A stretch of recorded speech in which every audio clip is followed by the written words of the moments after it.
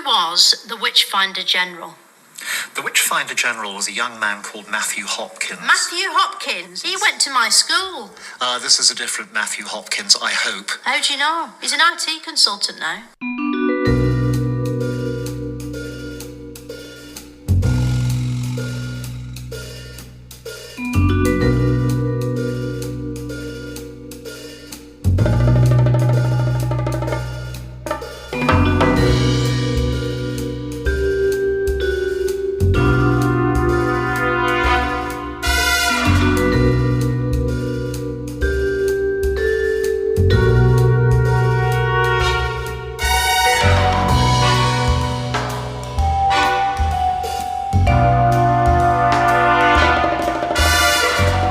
Welcome to episode 22 of the Horror Double Bill, the podcast where each week we combine two movies to create something far greater than the sum of their parts. I'm Craig Johnson, and this week we are exploring religious fanaticism, the dangers of groupthink, cult mentalities, and also discussing our first folk horror of the series, as well as our first pseudo-documentary. First up, we have Witchfinder General from 1968 and director Michael Reeves, starring Vincent Price, Ian Ogilvy, Hilary Dwyer and Rupert Davies. Then we travel forward in time to 2013 and The Sacrament from director Ty West, starring AJ Bowen, Joe Swanberg, Gene Jones and Amy Seimetz. Along the way, we'll be discussing the all-too-brief career of Michael Reeves, the real Witchfinder, Matthew Hopkins, the career of director Ty West, the rise and fall of media company Vice, and much, much more. But before we do any of that, a shameless plug for a new book that is being released at the end of this month from the quite brilliant team at We Belong Dead. Titled Mods and Shockers, the book brings you reviews and commentary on more than 150 films made in Great Britain in the 1960s. Covering studios including Hammer, Amicus and Tygon, who we're talking about today. It also features an article from me on the 1960 Christopher Lee movie City of the Dead, known in the US as Horror Hotel, and is having its launch at the Festival of Fantastic Films in Manchester, England, at the end of this month. You can pre-order copies online now, and I will link the relevant webpage in our show notes.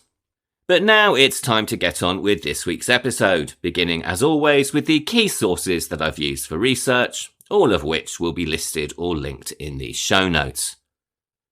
When discussing Witchfinder General, I have heavily referenced the Michael Reeves biography by Benjamin Halligan that appears in the British filmmaker series from Manchester University Press.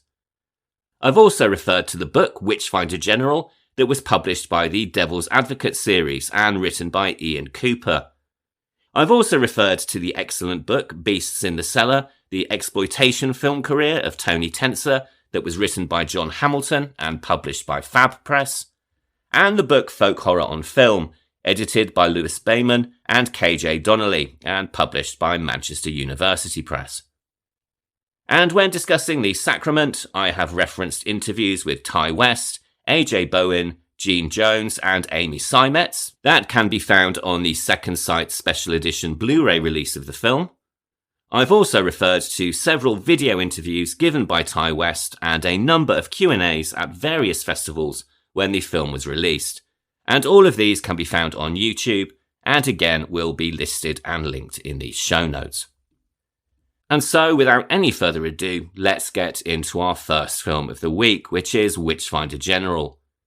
This was released in 1968 and stars Vincent Price, Ian Ogilvy, Hilary Dwyer and Rupert Davies, and was directed and co-written by Michael Reeves. Michael Reeves has become a rather iconic figure in British horror, which is in no doubt down to the impact of this film, and also the fact that he died incredibly young at the age of 25. He only directed 3 movies, one of which, by his own admission, is pretty terrible, one which is interesting, albeit somewhat flawed, and then the final movie, which is of course the one that we are discussing this week. He was born in 1943 in Surrey in England, and very sadly lost his father to a heart attack when he was just 8 years old. This was 2 days before he was due to start at a preparatory boarding school called Kingsmead, and in fact, according to his biography, he went straight from his father's funeral to the Kingsmead School, which was a fairly regimented British school institution. He developed an interest in film from a very early age, which was fueled very much by the movies that were shown in the school library every Saturday evening, though, as you can imagine, given the location, these were not necessarily the most dynamic and exciting movies in the world. In 1956, he actually oversaw an improvement in the school's film programme, compiling lists from films he had identified in numerous magazines, and he eventually gained free rein over the programming. At the same time, he started writing in the school magazine as quote-unquote the critic, offering commentary on the films that had been screened over the term, and also demonstrating a growing fascination with the machinations of filmmaking. By the time he left Kingsmead and relocated to Radley College in 1958, this passion was all-consuming, and he would apparently go on to spend the majority of his time at that establishment sneaking out to watch American movies at the cinema. And it was here that he really developed an interest in a director who would go on to become an undeniable influence on his work. And this was Don Siegel, the director of the original Invasion of the Body Snatchers in 1956. And this was a film that he would go on to watch repeatedly on a monthly basis.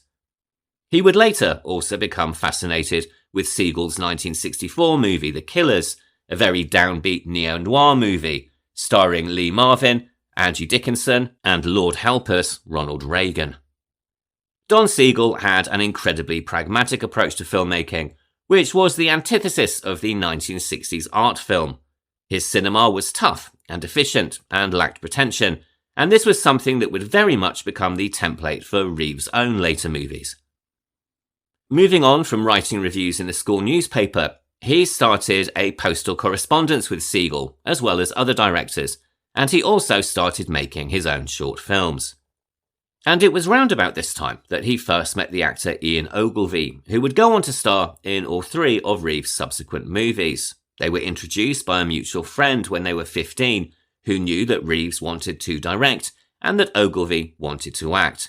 And shortly after this, they got together and they made their first short film, a black and white and silent movie called Carrion, which was shot in 1958, which featured 3 escaped hooligans, a psychotic attacking a girl in a wheelchair, and a bottle being smashed into somebody's face, a clear foreshadowing then of what was going to follow.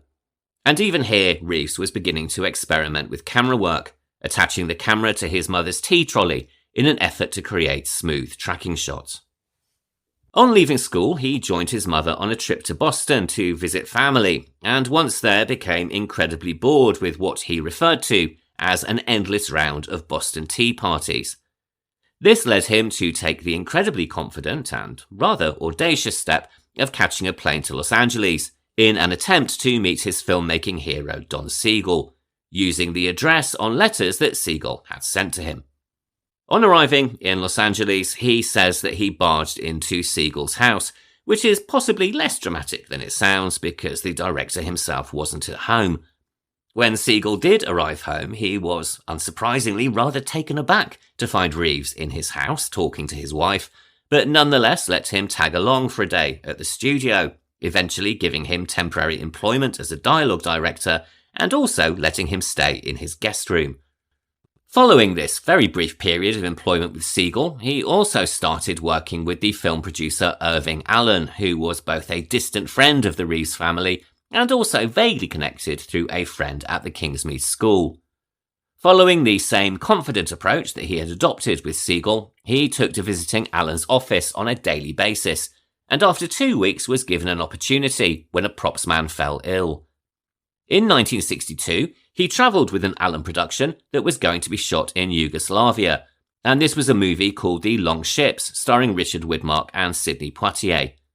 But midway through the shoot, a list arrived of people who were considered to be political undesirables and who were to be deported, and Reeves' name, for some reason, was among them. On his return to England, he moved to London, and using his previous work with both Siegel and Allen as reference points, found himself working as an assistant director on TV adverts. During this period, when he wasn't on set working, he also began to screen marathon film sessions in his flat, planning daily programs of 4 or 5 films a day. Living on a trust fund from his rather well-to-do family, if you hadn't gathered that by now, he certainly began to exhibit a rather rebellious phase, gaining a reputation as being rather unpleasant or obnoxious, and he was also incredibly short-tempered and opinionated. However, it's also highly likely that this arrogance and short temper was masking other issues. Even in his school days, there was evidence that he suffered from depression, and friends of the time have subsequently commented that there was certainly evidence of mental instability. Sadly, this is something that would trouble him for the rest of his life, and, as we will see, would lead to his untimely death. In 1963, he found himself travelling to Italy to work on the movie Castle of the Living Dead, which stars Christopher Lee and also marked the film debut of Donald Sutherland. His role on the film is under some question. Some prints of the movie do not credit him at all, the US print credits him as an assistant director, and his biography asserts that he was more likely a second unit director, though he also appears very briefly in a cameo role as one of Christopher Lee's victims. In my opinion, it's not a particularly good film, despite the presence of Lee and Sutherland, who actually plays 3 roles. But if you want to decide for yourself, there are various versions of it available to watch on YouTube. Following completion of this film, he returned to England, and here his doctor found a shadow on one of his lungs. This was an incredibly unusual illness for somebody as young as he was, and although it turned out to be benign, the possibility of an early death triggered him into action. Gathering together as much money as he possibly could, he set about on the script writing and production of his first film as a director, Revenge of the Blood Beast, which is also known in some territories as the She-Beast.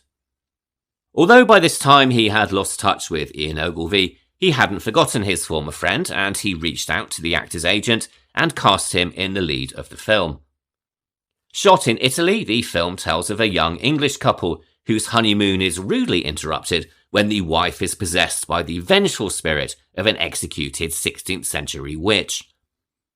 Despite the incredibly low budget, he was also able to secure the talents of the queen of Gothic Italian horror, Barbara Steele, albeit only for one day. Not that he didn't get his money's worth. In later interviews, Steele would go on to say that she was very much tricked into a contract that interpreted one day of work as 24 hours straight. Her role in the film is largely confined to the early scenes before the possession, at which point she is transformed into the She-Beast, a heavily made-up monster that was played by a man called Joe Riley.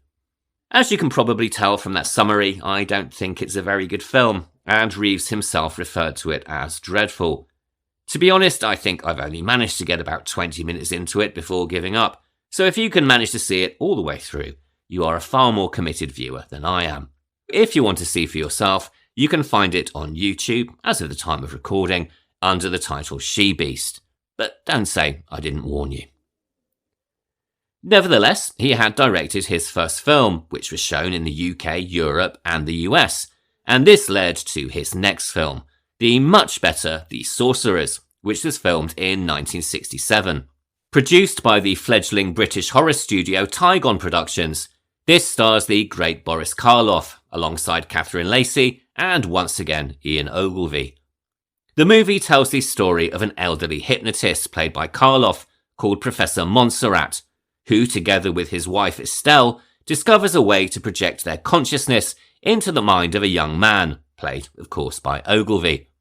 It's all fun and games at first as they live vicariously through his experiences, savouring the youth and vitality that they've long lost.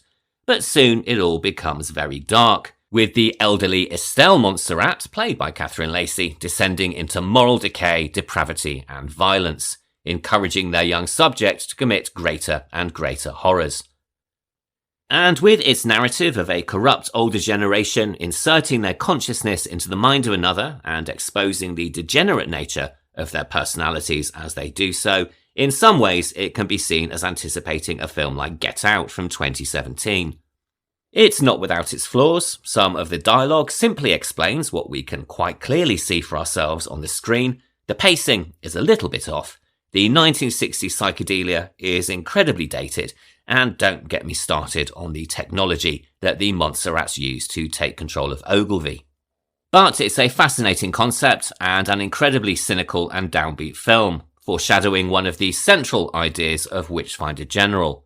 And this is the notion of the older generation corrupting and destroying the young for their own selfish and depraved ends, suggesting that the real horror lies not with monsters or ghosts, but in the moral decay of ordinary people. The film was relatively well received, with the Monthly Film Bulletin saying, quote, "Reeves manages to build a considerable charge, particularly in the second half of the film, with a superbly baleful performance by Catherine Lacey, and a script which comes as close to authentic sadism as anything since Peeping Tom." End quote. The publication Films and Filming would say quite correctly that the film's surface appearance would date quickly, but went on to suggest that anyone in the future looking for a reference to youth culture of the 1960s would find it more here than in other films that were more consciously created around the subject. It was selected as the British entry for the 6th International Festival of Science Fiction, where it picked up a Golden Asteroid Award in June 1968, and a Silver Asteroid Award went to Catherine Lacey, who, by all accounts, was not particularly fond of the film or of her role in it. It also took the grand prize at the San Sebastian Science Fiction Film Festival, and was sold to Allied artists, opening in the US in January 1968. Its success would lead to Reeves' third and final movie, also made for Tygon, which is, of course, Witchfinder General. And now we are getting into spoilers, so if you have yet to see Witchfinder General, as of the time of recording, you can watch it free of charge on YouTube, but it's also available for rental on most streaming services. The head of Tygon Productions was a man called Tony Tenser, and he had just bought the rights to a 1966 paperback called Witchfinder General. This told the fictionalized version of a story of Matthew Hopkins, a witch hunter who terrorized Essex, Suffolk, and the eastern counties of England during the mid-1600s. Although the novel has been described as turgid and tedious lowbrow popular history, Tenser believed it could form the basis of a good film. Reeves wrote an outline based on the novel, which Tenser approved, and then requested a full film script. Very little is known about Matthew Hopkins' life before he became the notorious figure that he is today. Some ascribe his remarkable cruelty to religious mania, others to sadism, and others still to opportunism and financial gain. But the fact of the matter was that he wouldn't have risen and been able to commit the awful deeds that he did had the environment at the time not been ready and willing to accept him. Hopkins was most likely born around 1620 in Suffolk, England, and he was probably the son of a local vicar. There has been some speculation that he trained as a lawyer, though there is no real evidence to support this. But what we do know about him is that by the early 1640s he had moved to the Manningtree area of Essex in England and had bought himself an inn, the profits of which allowed him to live a semi-comfortable life without the inconvenience of having to work for a living. At this time, England's legal framework against witchcraft had been in place for decades, firstly in a Statute of Parliament in 1563, which was then strengthened in 1604 under King James I. But in practice, alleged harm by witchcraft was prosecuted in secular courts, and trials were heard by what were known as assize judges, who travelled the country, applying procedure and evidentiary standards, which typically prevented large cascades of accusations and convictions. But by the 1640s, England had fallen into civil war. The assize courts were abandoned, communities became insular and isolated, also suffering from famine, and things unfortunately began to change. In 1645, 3 years after the outbreak of civil war, a woman in Manningtree was accused of witchcraft. Her name was Elizabeth Clark. She was 80 years old, and she was accused by a local tailor called John Rivet, who claimed that she had cursed his wife. whilst this may seem a rather ridiculous accusation these days, it's important to remember that by this time the country was in disarray from the war, and it was far easier to blame one's problems, such as sickness, the death of a child, or a poor harvest, on witchcraft than it was to look closer to home, or indeed at oneself. It is, after all, always other people that are to blame for our problems and our bad luck. Clark was arrested, and at this point, for some reason, which is not particularly clear, Hopkins became involved in the case. By this time, he had begun a working relationship with an older man called John Stern, and the two had decided that it was their God-given right to force a confession from the poor woman. In his original script, Reeves chose to portray Hopkins as an opportunistic failure, a degenerate individual who was ineffective, inadequate, bitter, and ugly. Certainly not the imposing figure that we see on screen in the finished production. There was even a scene in the original screenplay showing him attempting to mount his horse, only to fall straight off, much to the amusement and derisive laughter of onlooking villagers. More importantly, when writing the screenplay with his co-writer Tom Baker, Reeves already had the ideal actor in mind, Donald Pleasance. They even met with Pleasance and offered him the part, which he accepted, and following this the two writers constructed their adaptation around him, building the character and the film around Pleasance's on-screen persona. In the original screenplay, Hopkins was very much the central character, but was a snivelling and self-pitying narcissist, an ignorant and stupid man who in different times would never have risen to power. Ultimately, the original idea was to depict Hopkins as personifying the banality of evil. However, this was not to be. To secure funding for the film, Tygon had gone into co-production with American International Pictures, the home of Roger Corman, the Edgar Allan Poe series, and of course the great Vincent Price. AIP were looking for another vehicle in which to cast their star and insisted that he be given the lead. Given that they were providing half of the budget, they were very much calling the shots, and Reeves was not impressed. He deliberately snubbed the actor by refusing to meet him at the airport as the studio had requested, and Price later recounted that their first meeting was difficult to say the least, with Reeves saying, quote, "I didn't want you, I still don't want you, but I'm stuck with you," end quote. So, hardly an auspicious start to their working relationship. I'll be talking about Vincent Price later in the series, so I'm not going to go into a biography here, but I think it's fair to say that his screen presence is about as far removed from Reeves' original vision of Hopkins as is humanly possible. The casting forced Reeves and Baker into rewrites, completely changing the shape and tone of the film that they wanted to make. The main focus of the new screenplay shifted from Hopkins to our nominal hero, Richard, who would be played again by Ian Ogilvy, and the character of the Witchfinder was rewritten drastically to fit Price's screen presence. Frustrated and angry that his film had been forced to change before it even began, Reeves made sure that the shoot itself was not a happy one for the actor, with his direction focusing heavily on the negative. As Ian Ogilvy recalled in a later interview, quote, "Mike didn't like directing actors at all. He liked casting right. He always said he didn't know anything about acting, so he used Don Siegel's trick. Don Siegel was his great hero, and he believed that if you cast a thing properly, you can leave the actors alone. But Mike found that he was unable to leave Vincent alone. Mike's directions tended to be just, can you do it faster? But with Vincent, it was always, can you please not do that? It was always in the negative, which is a little off-putting for actors." End quote. Taking great umbrage to the way in which this 23-year-old upstart was directing him, Price is alleged to have said, "Young man, I have made 34 films. How many have you made?" To which Reeves reportedly replied, 2 good ones. To his credit, Price is reported to have laughed more than anybody else. And, if we're honest, calling The She-Beast a good movie is pushing his luck, just a little bit. Nevertheless, this is widely acknowledged to be one of Vincent Price's greatest performances, less of a caricature and more of a three-dimensional character, though, to be honest, it is rather hard to see him as anybody else but Vincent Price, which is both the legacy and the curse of horror superstardom.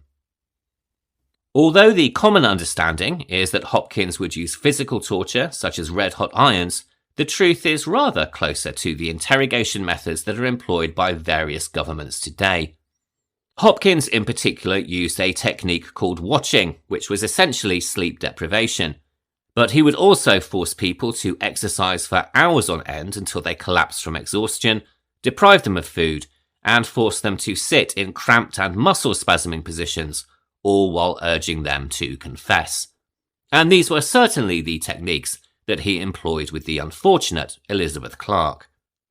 But just to be sure he got a full conviction, he also claimed that across her interrogation she summoned witches familiars, which is of course an absolute nonsense, and goes quite some way towards justifying the argument that he was a sadistic and opportunistic bastard. By the end of the ordeal, Clark had not only confessed herself, but had also implicated many other women from Manningtree, who were in turn arrested and subjected to interrogation. As a result, 36 women were accused of witchcraft, and of those 36, 18 were hanged. This formed the catalyst for the rest of Hopkins' career, which particularly flourished along the east coast of England.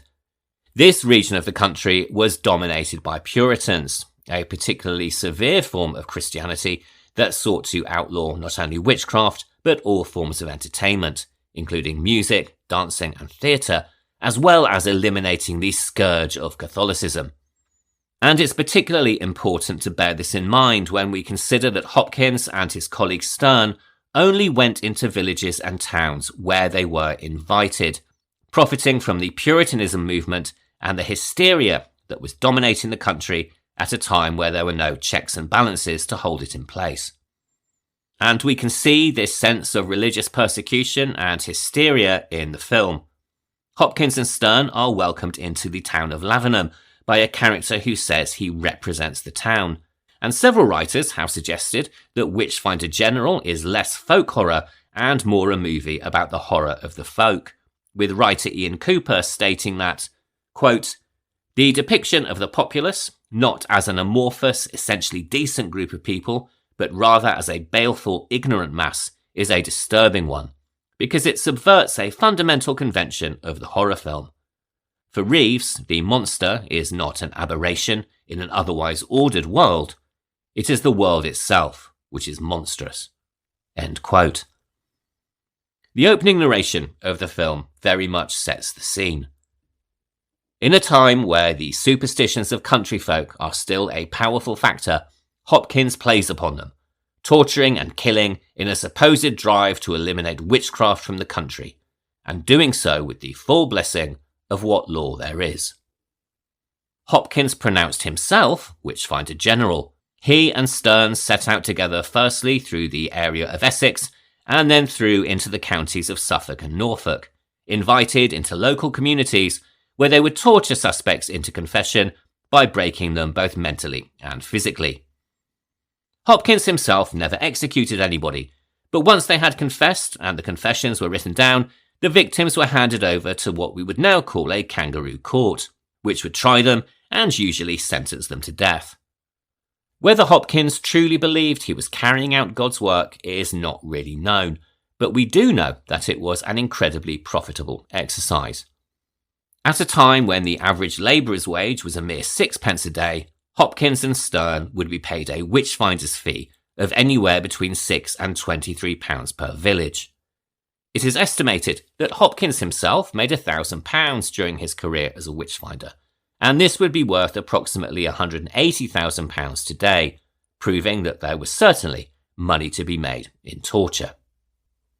In the movie, we never really learn the details of the accusations against the accused. We only understand that they have been identified as a dangerous other and must be put to death. And of course, this is really the point. These people have really done nothing, save for being convenient scapegoats for society's problems, and as such are the victims of projection and deflection. In addition, Hopkins himself does comment in the movie, rather dryly, that it is strange how much iniquity the Lord has invested in the female, highlighting that it is very much a patriarchal society which sees women as a threat, or, in the case of Sarah, a sexual object to be dominated, used, and discarded. The hypocrisy of supposed men of God is written large across the entirety of the film. Hopkins is lecherous and predatory, and Stern is a rapist thug. Not that the real-life victims were all women. The pair were also responsible for the execution of approximately 20 men for witchcraft, though this number is of course disproportionately small when compared to his female victims. It is estimated that Hopkins was responsible for the execution of over 200 women across a period of roughly 1.5 years. Although historians have criticised the movie for being inaccurate, two of the most notorious cases of Hopkins' career are depicted in the film, the first being the execution by hanging of John Lowes, a vicar at Brandeston. In the film, he is played by Rupert Davies, an actor who we discussed briefly back in episode 3 when we talked about the Pete Walker movie Frightmare. Although the character of his niece Sarah and her lover Richard are fictional, there is nothing fictional at all about the fate that befalls Lowes in the movie. He was in real life the 70-year-old vicar of Brandeston, and he was accused of witchcraft by his parishioners despite a lack of evidence. To gain a confession, Hopkins subjected him to various forms of torture, including being denied sleep for days, being forced to walk until his feet were blistered, and then being tied to a chair and thrown into a moat to see if he would float. Completely broken, he eventually confessed to using witchcraft in order to sink ships and cause storms, and he was hanged at Bury St Edmunds in Suffolk in 1645. The second case that we see in the film was that of Mary Lakeland, who, after confessing under his interrogations, was neither hanged or imprisoned, but was burned alive, while Hopkins and Stern rode away and counted their money. These two scenes, along with the climax, are the most brutal of the film, though it must be said that the original screenplay was apparently far more violent. Shot in a cold, almost documentary manner, the brutality and violence is juxtaposed with the beauty of the English countryside, and it is this which makes the movie so memorable, and also what made it so incredibly objectionable to the censors of the time. There have been many arguments made that Reeves was depicting violence with a purpose, not least by Reeves himself, who wrote a lengthy letter to the censor when they discussed cutting parts of the movie, saying, "In order for the film to retain its point, there must be a level of brutality throughout. By seducing the audience into accepting it, we prime them for the ending, where the stool is whipped right from under their feet and they are left looking at themselves and their involvement with the foregoing violence. If the film is cut to an acceptable level of violence, this ending will lose all point and become merely horror comic, and that is what both you and I so wish to avoid." Now, whether you actually believe him is entirely up to you, but it's worth pointing out that his colleagues on the film were slightly more cynical about his approach to violence. They suggested that the impassioned plea for artistic integrity was more to get his film released as he had intended than any real belief in what he was saying. His co-writer Tom Baker certainly thought so, as did Ian Ogilvy, who said, quote, "He was much more interested in making an exciting movie than imposing moral questions on the treatment of violence." End quote. In the film, Hopkins meets a remarkably violent end, hacked to death by the vengeful Richard, who has been quite literally broken by the violence that he has experienced, witnessed, and also delivered. Suggesting that violence and hysteria are contagious, the ending is impossibly bleak, with Richard screaming angrily when Hopkins is put out of his misery and in effect stolen from him. In attempting to fight the monster, Richard has become the monster himself, moving from naive innocent at the start of the movie to something almost as monstrous as his adversary. It's hard to imagine a bleaker ending to the movie, as our hero and heroine are completely destroyed, with little to no hope of ever returning. Fortunately for the real Hopkins, but sadly for anybody with a sense of justice, this is not how his life ended in reality. And whilst there have been some legends that he himself ended up being accused of witchcraft and executed for the crime, this was also not the case. Parliament started to hear word of the mass trials and executions, which is hardly surprising given the extent of them, and Hopkins was summoned before them and accused of torture. By now, the famine caused by the war was ending, and the societal conditions that had allowed Hopkins to flourish had begun to dissipate. Public opinion was finally turning against him. Pamphlets began to be published condemning his actions, and it wasn't long until he was thoroughly discredited. The self-proclaimed Witchfinder General, still only in his 20s, retired back to Essex, and within a few months died of tuberculosis. Sadly, this was not before he had published his own book, A Discovery of Witches, which outlined his methodology and also aimed to dispel persistent rumours that he himself was in league with Satan. Eventually, this book found its way to the Puritans in the New World, and there has been much speculation that it partly contributed to the Salem witch trials of 1692. Sadly, the reach of Matthew Hopkins appears to have lasted much longer than his life. Filming on Witchfinder General ran from mid-September to mid-November 1967, and took place on location in the counties that Hopkins himself had once terrorised. The tension between Reeves and Price did not improve across the duration of the shoot, and at one point Price was instructed to shoot a pistol while still mounted on his horse. Price objected, knowing that this would terrify the animal, but Reeves was insistent. The horse bolted, and Price was thrown to the floor. It should be said that, apart from Reeves, the rest of the cast and crew seemed to have adored him. He even cooked a dinner for the entire production of 60 when the catering team failed to arrive for shooting. That being said, there was also one occasion where he enjoyed himself a little bit too much. Relieved to be reaching the end of the shoot, Price began celebrating early and arrived for the final scene very much the worse for alcohol. Reeves was furious and reportedly instructed Ogilvy to really lay into Price during the final climax. This was a final and brutal act of revenge from the director for a production decision that was hardly Vincent Price's fault to begin with. Reeves may have been a young genius, but his lack of maturity certainly showed in his relationship to his leading man. On completion of filming, the movie was subjected to the British Film Censor, and as I mentioned earlier, they were not happy with the level of violence. Despite Reeves' letter, they ordered a number of scenes to be cut or removed altogether, but even with these cuts, the violence, cruelty and horror of the film was very shocking for audiences of the time. On its release, critics were greatly divided. The Times, the Monthly Film Bulletin and Films and Filming were complimentary, but others were not so enamoured with either the movie or its message. Perhaps the biggest critic of the time was the playwright Alan Bennett, who was then the film reviewer at the Listener magazine, and who called it, quote, "the most persistently sadistic and morally rotten film I have seen. It was a degrading experience, by which I mean it made me feel dirty. I would not have wasted space on such a shambles had the film not received such serious and favourable critical attention in certain quarters." End quote. Perhaps rather characteristically, Reeves decided to respond, writing a furious response which was printed in the next issue of The Listener.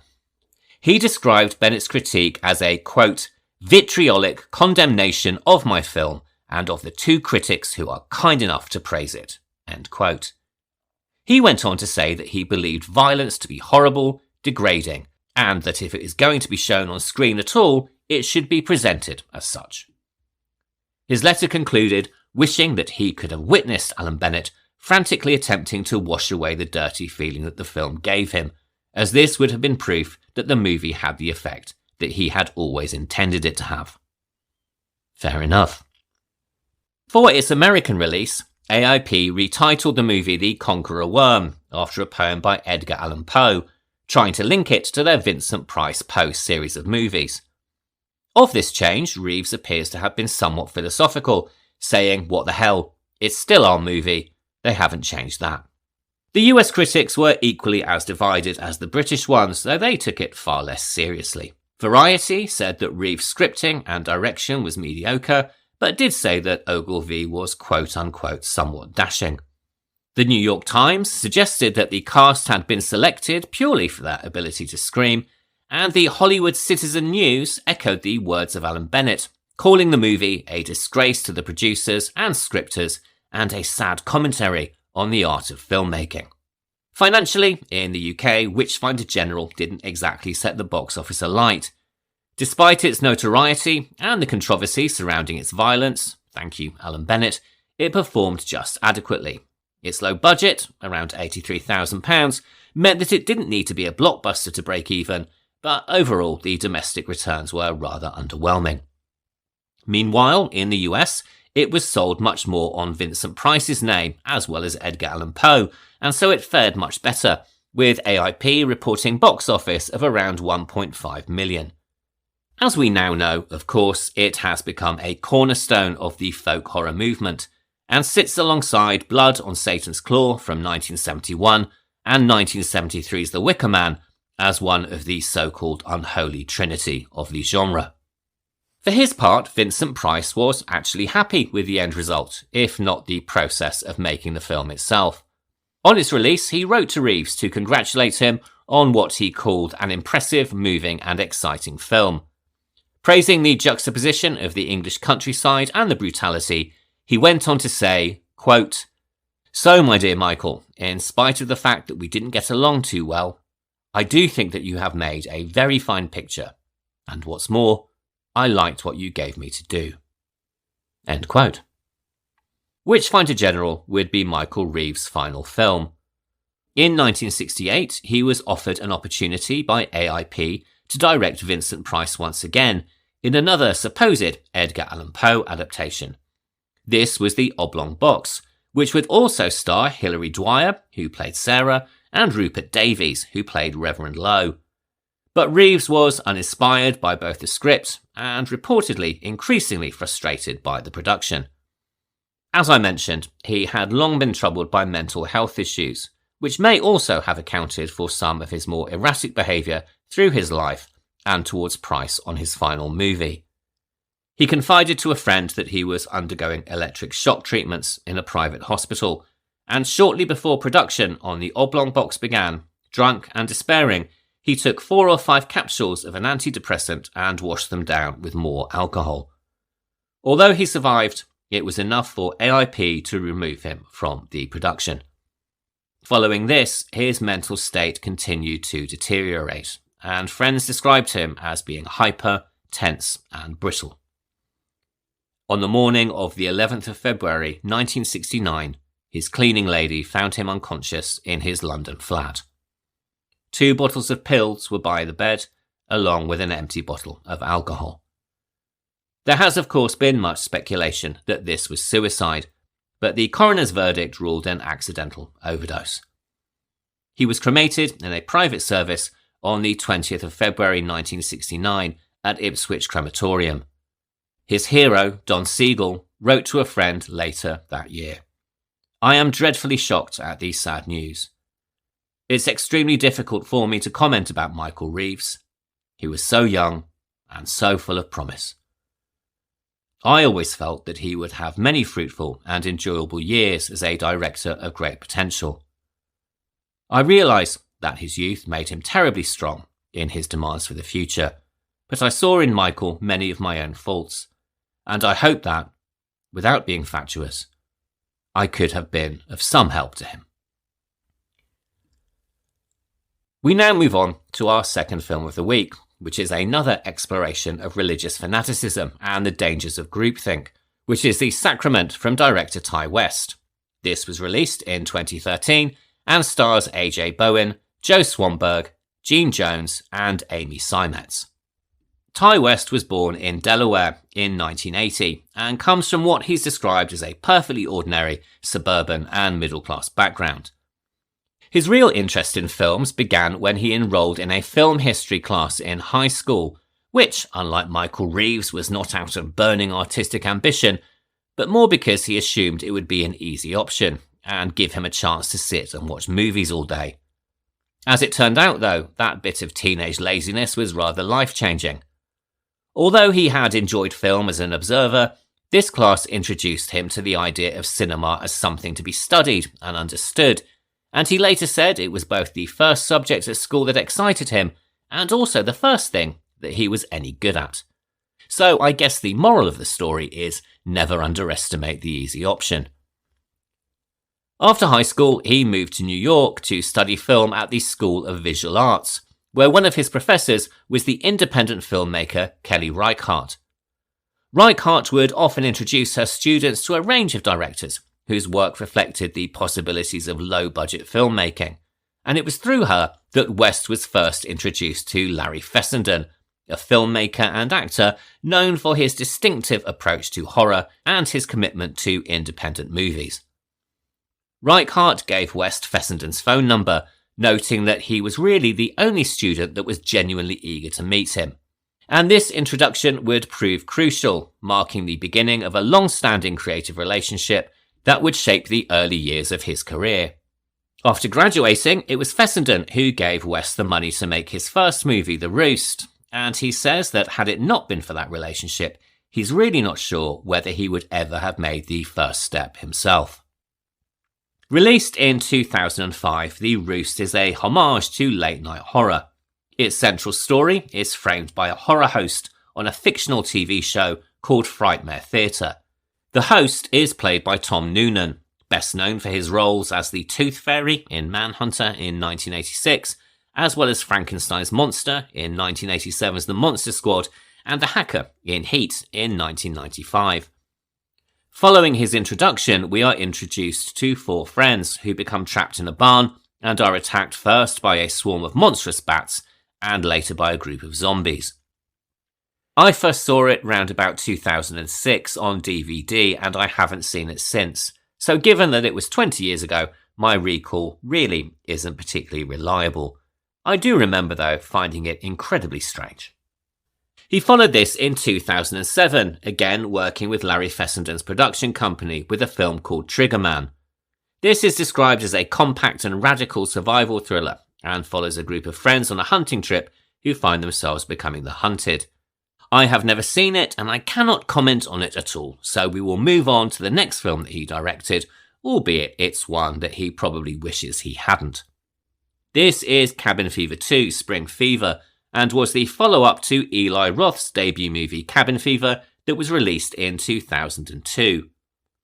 The sequel began filming in 2007, but wouldn't be released until 2009, and when it was in a form that bore no resemblance at all to the movie that West had written and directed. Saying that it was originally going to be the weirdest follow-up ever, he set out to make an insane, over-the-top, gross-out comedy horror, very much in the vein of John Waters or Paul Bartel, all of which was done with the studio's blessing. He has recalled that the first 4 months of filming were among the best filmmaking experiences of his life. But then the studio Lionsgate went from saying he could do anything that he wanted to deciding that that's not what they wanted anymore. The edit was given to somebody else who completely recut the movie and also shot additional sequences, and West has said that the film ended up in what he called Alan Smithy territory. Alan Smithy was the pseudonym that used to be used by film directors who wanted to disown a project, but that practice was sadly discontinued by the Directors Guild of America in the year 2000. So I think it's fair to say that this was a less than happy experience for him. That being said, he's often described filmmaking itself as being traumatic, saying that the only part he really enjoys is coming up with the initial idea. And once I've told the idea, he says, that's cool, I'm good, I'm done. I feel like I've already accomplished what I was thinking about. He went on to say that turning the idea into a finished film often feels like reliving the same conversation for 2 years, with each stage of production feeling the worst while he's in it, but when it's done, on reflection, it was the best. Writing, he says, is traumatic and difficult, but once filming begins, he misses the solitude of writing. During production, he misses the quiet of editing, and in editing, he longs for the energy of filming. For him, it's really something of a grass is greener situation. In interviews, he has said that the magic of cinema comes from the weird telepathy between the director and the audience, and that the wonder is in discovering that another person shares the same ideas and thoughts as you do. He's gone on to say that for him, there are two types of filmmaker, those who make movies for themselves and those who make movies totally for their audiences. And as I'm sure you can guess, he believes himself to be firmly in the first camp. He has called this personal filmmaking, where you have an idea in your head that is so strong you have no choice but to make it a reality through committing it to screen. Whilst he would obviously like people to watch and appreciate and connect with his work, he is making it first and foremost for himself, essentially trying to exorcise an image or thought that has been nagging at his brain until it can be committed to film. And following the cabin fever shoot, the idea that began nagging at his brain next was that of a 1980s throwback satanic panic cult movie, a thought that took form as The House of the Devil, released in 2009, coincidentally the same year as the ill-fated Cabin Fever 2. Starring Jocelyn Donahue, AJ Bowen, Tom Noonan, ex-Andy Warhol superstar Mary Woronov, and a pre-Barbie Greta Gerwig, the film is a meticulously crafted homage to early 80s horror, following a college student who accepts a seemingly harmless babysitting job that reveals itself to be more of a satanic ritual. Made with great attention to period detail, it confused more than a few people into believing that it was actually made in the 1980s, which is a fine compliment indeed, and it was also probably the film that truly put him on the radar of wider audiences. It was widely praised by critics and won several awards, including Best Screenplay and Best Actress at the Toronto After Dark Film Festival, and it also earned him a reputation as a director of quote-unquote slow burn horror. Not that he has agreed with this labelling, saying in a 2010 interview, quote, "I hate the term slow burn. I'm not making these movies to see people get killed, so I'm not in a hurry to get there. If there isn't a strong contrast between the horrific elements of the movie and the non-horrific elements, it just becomes this blah milquetoast thing." Following this, in 2011, he delivered another character-driven horror with The Innkeepers, a ghost story inspired by the location shoot for House of the Devil. Starring Sarah Paxton, Pat Healy, Kelly McGillis and Lena Dunham, The Innkeepers tells of two employees at an inn who spend its closing weekend trying to hunt its resident ghost, and who get more than they bargained for. It's a very effective, modern-day take on an old-fashioned ghost story, and is a good one to watch for Halloween if you're looking, by the way. The same year, he also cameoed in Adam Wingard's home invasion comedy horror You're Next, in which he played a pretentious filmmaker who gets his comeuppance fairly early on.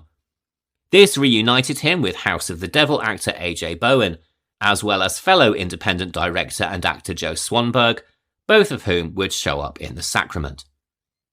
Following this, he directed segments in 2012's anthology movies The ABCs of Death and VHS, before starting work on the second of this week's movies. And now it's that time that we are about to get into spoilers, so if you haven't seen The Sacrament, then as always, please proceed with caution, because I'm about to give the entire plot away. The Sacrament is, of course, very loosely based on the Jonestown tragedy in Guyana, when on November the 18th, 1978, a total of 918 people died at the People's Temple, a cult run by the Reverend Jim Jones. After much thought, I have decided to not speak in any great detail about what happened in Jonestown, as I feel within the time frame of this episode I could really not do the story justice. And in addition, this is a horror and, I guess, social history podcast as opposed to true crime. There are, of course, many, many true crime podcasts out there who have covered the story to greater or lesser success, and so if you want to find out what really happened back in the late 1970s, it really wouldn't take you that long to do so. West has been entirely transparent about the film's inspiration, explaining that he wanted to take a real historical event and also a real-world organisation, and use them as the central axis around which to construct his narrative. He wanted to show that people who join cults are not the stereotypical white-robed weirdos that many would have you believe, and are instead real people with real lives, real histories, and real families. In addition, he also wanted to explore how an event such as this would be handled in present day by a real-world media company, and the media company that he chose to depict was Vice. Vice began as the Voice of Montreal in 1994 and was a free alternative culture magazine created by Soroush Alvi, Gavin McGuinness and Shane Smith. In 1999, after investment, it was rebranded Vice and moved to New York, and then grew into web, video and global editions. In 2006, on the advice of creative director Spike Jonze, Vice began expanding into digital video, launching a new service, VBS.TV, as a joint venture with MTV Networks, and they quickly gained a large fan base with shows like the Vice Guide to Travel. 2 years later, in 2008, co-founder Gavin McGuinness would leave the company due to creative differences, and as we all probably know by now, went on to become a far-right activist, founding the organisation The Proud Boys. The Vice Guide to series showcased the concept of immersion journalism, and that's something that is referenced in the opening title card of the movie. This put small film crews directly into hard-to-reach places, staying very close to their subjects, narrating in first person, and filming very quickly with handheld camera work so that the audience felt present in the scene. The upside to this was vivid access to underreported stories, but the downside was the risk of spectacle over context, something that became all too apparent as they explored areas including North Korea, the gun markets of Pakistan, the Congo and Liberia.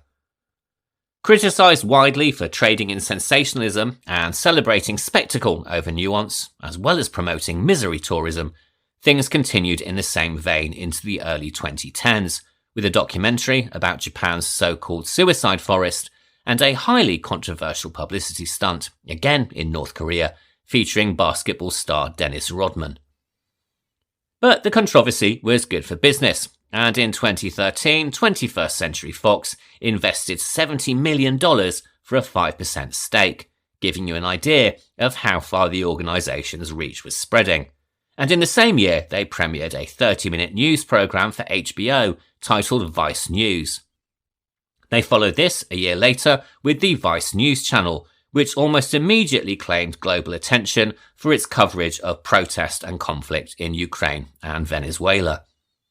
In the same year, A&E Networks, the TV group jointly owned by the Walt Disney Company and the Hearst Corporation, invested $250 million for a 10% stake of the company, and then a year later, Disney made 2 additional investments of $200 million each to gain a bigger stake. Immersion may have been questionable, but it was certainly good for business.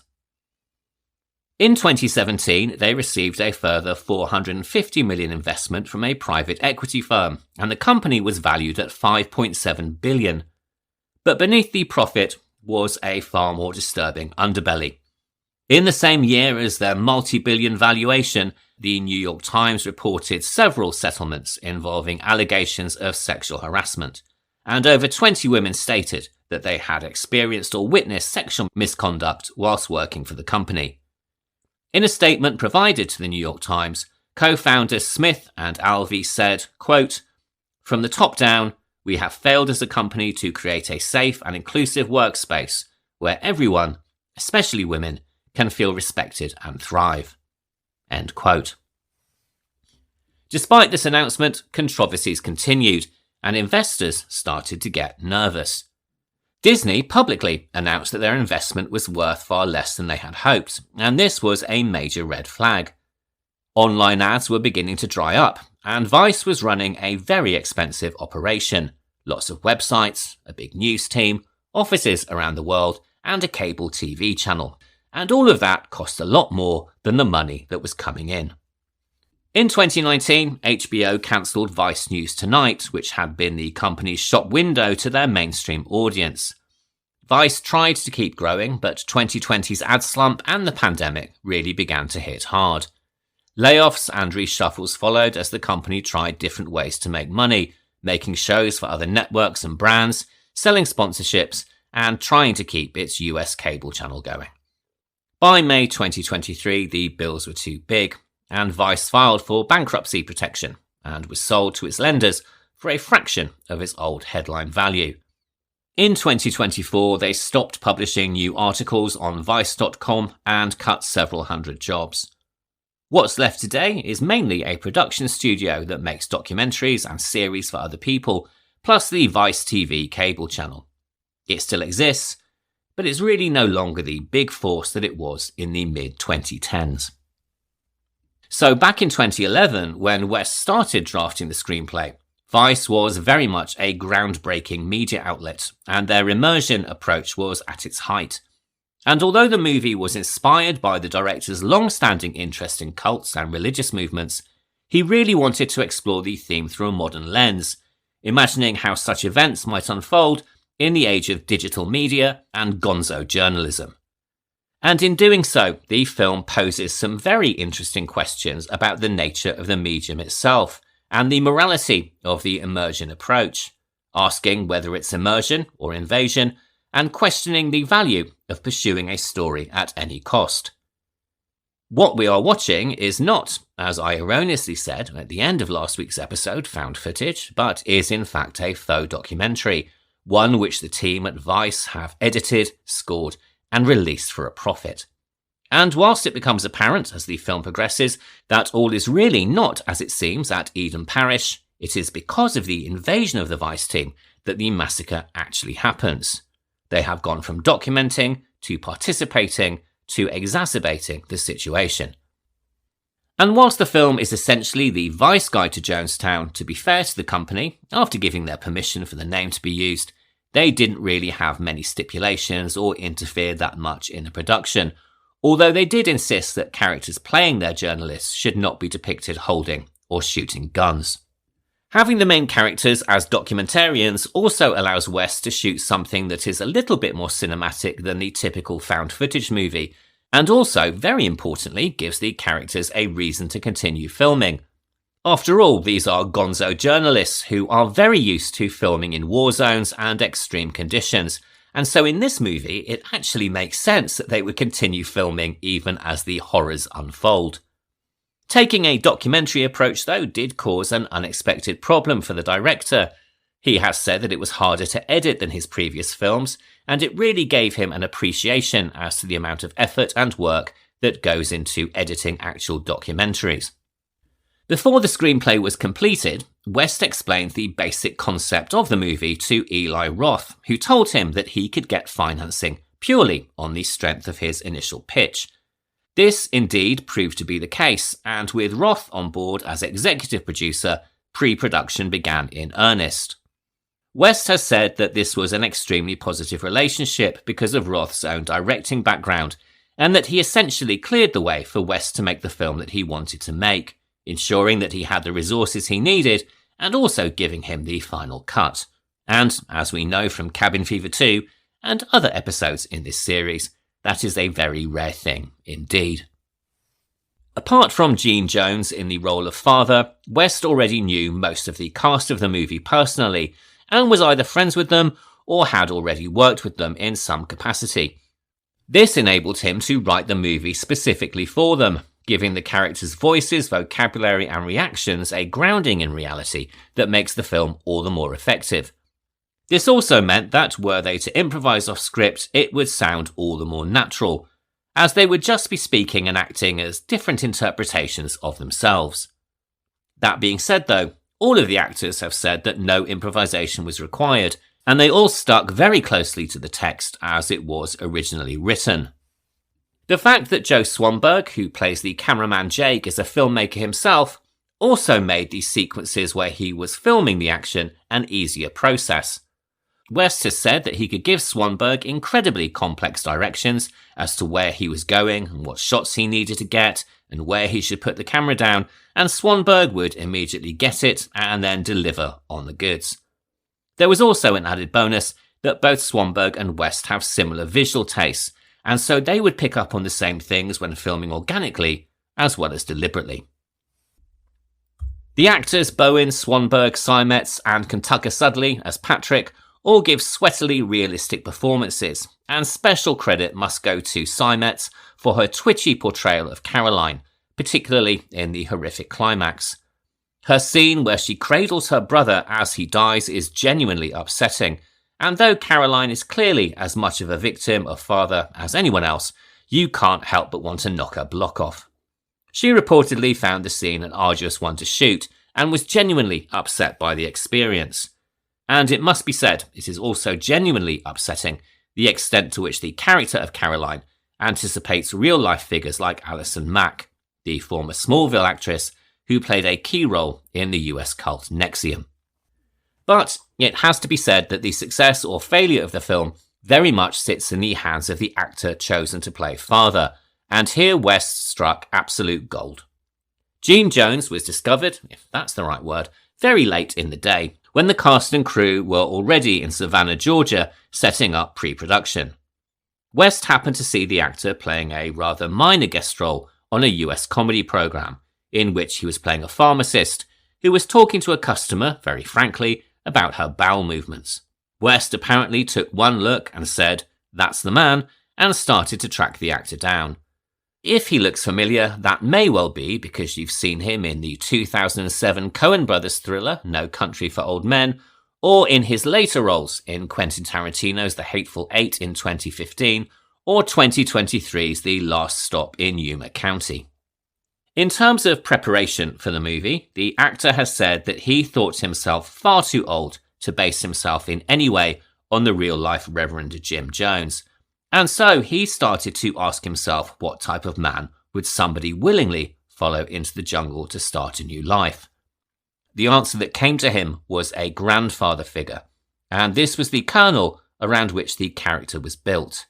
A grandfather type who outwardly cares for his children, but one who is slowly falling apart due to drug-induced megalomania and paranoia. And although I did say I wasn't going to talk about Jonestown too much in this episode, I think here it's important to note that Jim Jones did not start out as a monster, and by all accounts and reliable reporting, started off as somebody who genuinely wanted to help people. And that, if we're honest, is all the more terrifying. The dramatic high point of the movie is not the incredibly violent and distressing climax, but instead comes midway through the film with the arrival of Father and the interview with the Vice team. And this was also the first time that West and the actor met in person, having only conversed by telephone and video exchange.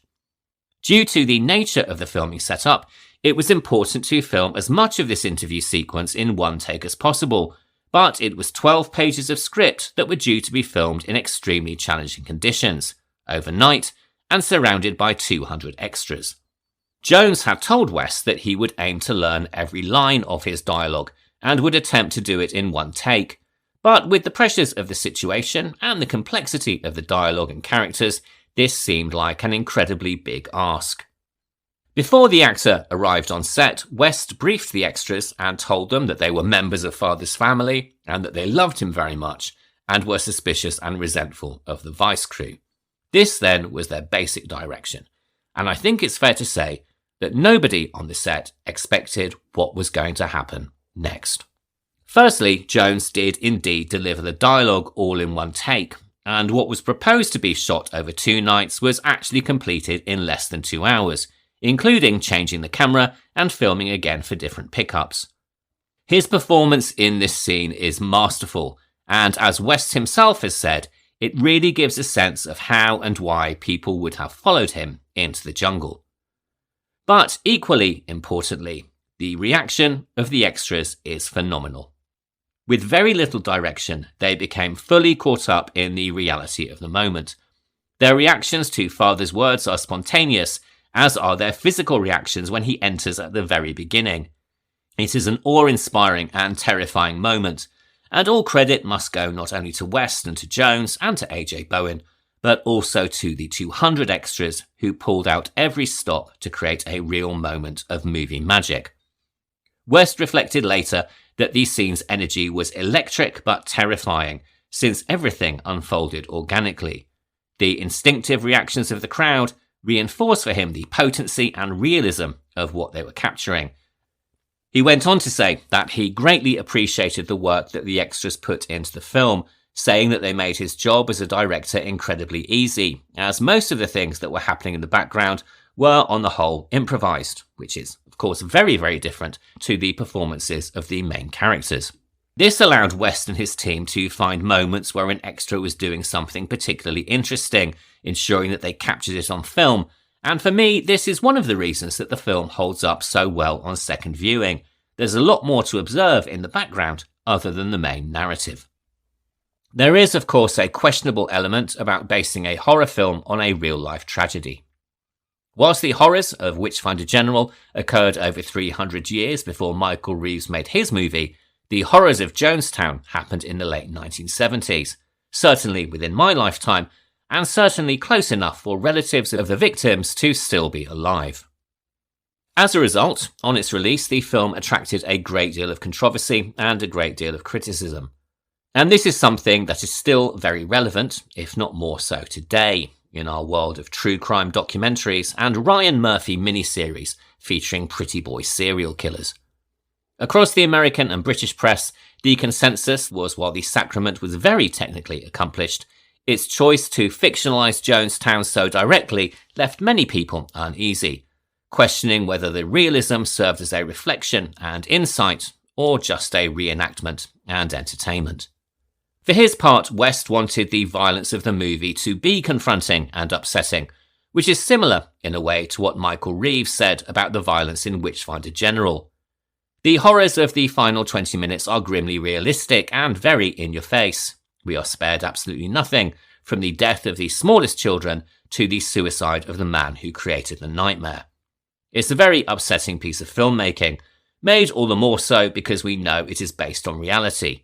And for my part, I didn't find it sensationalist, but instead a study of what can happen when hope and optimism sour and isolation and groupthink set in. And, incidentally, for listeners of last week's show, one of the biggest critics of the film was the director Paul Schrader, he of the Cat People remake. Clearly forgetting what it's like to be on the receiving end of scathing criticism, he took great offence to the film's themes and, as was the way back then, took directly to Twitter, calling the project in poor taste and generally acting like an old man shouting at a cloud. Perhaps the final word belongs to actor AJ Bowen, who, in an interview on the second sight Blu-ray release of the film, responded to Paul Schrader's criticism. Bowen said that the filmmakers weren't trying to toy with real people, but rather to explore the culpability of media and how they express events, while also making a sincere effort to humanise the idea of a cult. He went on to explain that, up to that point, society had often dismissed cult members as stupid or foolish people. The goal of the movie, then, was to show how ordinary, decent individuals can find themselves drawn into such situations, and what happens after they've made that choice. Whether or not they've achieved that, I will leave very much down to you. Following the release of The Sacrament, Ty West moved into a different genre by directing a western called In a Valley of Violence, and then into TV work, directing various TV series episodes, including for Scream, South of Hell, Wayward Pines, Outcast, Tales from the Loop, and the vastly underrated TV series The Exorcist. And if you haven't seen that TV series, I know it sounds like a terrible idea, but trust me, it's definitely worth watching, and it's far superior to the more recent attempts to reboot the franchise. Though to be fair, that is rather a low bar. As genre fans will know, he more recently wrote and directed the trilogy X, Pearl and Maxine, all starring Mia Goth, and each taking a distinctly different thematic and stylistic approach to horror, the 1970s slasher, the Technicolor musical, and the Italian giallo. He remains an original and innovative director with a deep understanding of genre history, and according to IMDb, is reportedly now developing a series called Bloodlust, though IMDb isn't the most reliable source in the world sometimes, so perhaps we need to take that with a grain of salt and see what happens. Witchfinder General and The Sacrament both depict isolated communities in disarray, societies ripe for exploitation by opportunistic antagonists. The puritanical religious fervour of 17th century East Anglia became the perfect breeding ground for the sadism of Matthew Hopkins, while the isolation and dependency of Eden Parish allows the influence of Father to take complete control of his followers. In some ways, the Sacrament is a mirror of the world portrayed by Michael Reeves.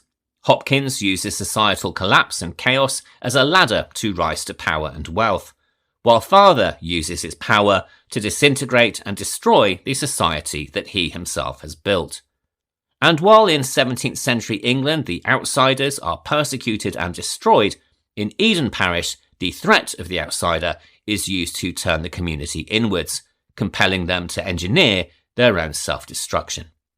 Both films depict worlds in which all checks and balances have been removed, and where fear, prejudice and bias have become fertile ground for hysteria and hate, and where the irrational quickly supersedes logic. More than that, both suggest that beneath the thin veneer of civilization and normality, anyone is vulnerable to indoctrination, groupthink and control influenced by so-called figures of good. The circumstances just have to be right. And that's a notion that feels chillingly prophetic.